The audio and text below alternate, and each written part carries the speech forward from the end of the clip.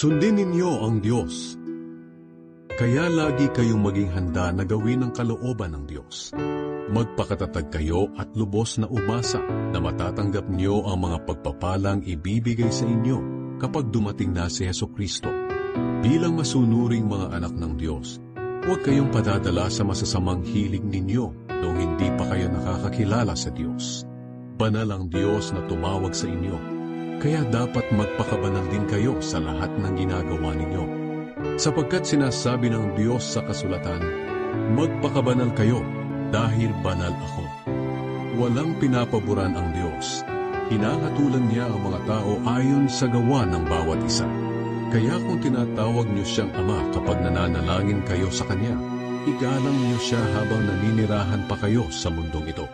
Alam naman ninyo kung ano ang ipinangtubos sa inyo mula sa walang kabuluhang pamumuhay na minanan niyo sa mga ninuno ninyo. Ang ipinangtubos sa inyo'y hindi ang mga bagay na nawawala katulad ng ginto o pilak, kundi ang mahalagang dugo ni Kristo. Katulad siya ng isang tupa na walang dungis o kapintasan na inihandog sa Diyos.